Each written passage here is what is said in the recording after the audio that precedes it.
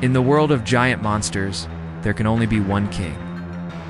Today, we're witnessing a speculative showdown, a battle between two absolute forces of nature. On one side, you have the undisputed monarch of Skull Island, a literal ape god. On the other, a serpent so big it defies reality, an evolutionary nightmare come to life. This isn't just a fight, it's a full-scale war for the jungle itself. The law of the jungle is simple: might makes right. At its center, a sacred river flows, a place of ancient power. But that peace is about to be shattered.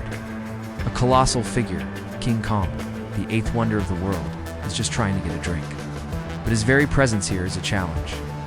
Suddenly the water begins to churn, boiling with a rage that's been dormant for centuries. A head the size of a car bursts from the depths, covered in shimmering emerald scales. This is no ordinary snake.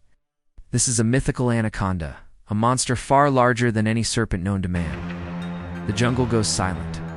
The two behemoths lock eyes. The fight is on.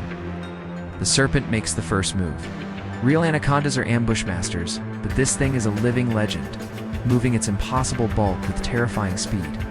It strikes from the dense canopy a blur of green and black, trying to ensnare the great ape, its body thicker than a redwood tree, coils around Kong's leg, attempting to drag the monarch down into the depths. But Kong is a cinematic icon, a beast whose power is only matched by his fury. He lets out a roar that cracks the sky and, with pure, raw strength, rips the anaconda's coils right off him. He then slams the massive snake against a cliffside, with enough force to make the ground itself tremble. It's a brutal opening exchange. The anaconda's crushing power against Kong's explosive might. Stunned, but not defeated, the anaconda retreats into the swampy marsh, its home turf. Here, in the murky water and tangled roots, it has the advantage. Kang, never one to back down, charges after it into the treacherous terrain. This becomes a battle of wits versus instinct. Showing he's more than just muscle, Kang rips a massive tree straight from the earth and wields it like a club, smashing it into the water to try and crush the submerged serpent. But the anaconda is a master of its domain. It lunges from below, fangs bared, and wraps its colossal body around Kong's chest, pinning his arms. This is the anaconda's signature move, constriction. A force that can shatter bone and literally squeeze the life out of a titan's lungs.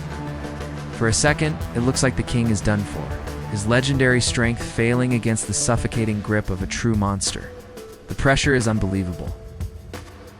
Kong is gasping, his vision blurring as the ancient serpent squeezes. But this is King Kong we're talking about. He's faced giant snakes before and won. His will is iron. In a final, desperate burst of primal fury, he channels everything he has into his one free arm. Now, for a quick reality check.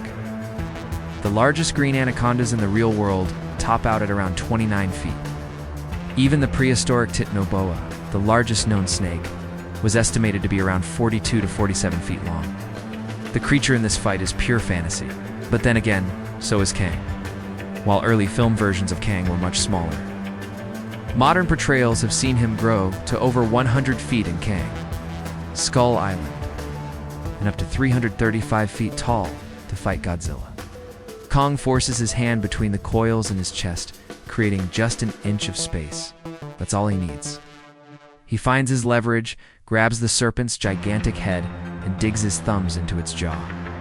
With a roar of pure defiance, he puts all of his rage and power into one final, brutal act. He pries the serpent's jaws apart until a sickening tear echoes through the jungle, ripping his enemy in two. The anaconda's colossal body goes limp, its reign of terror finished.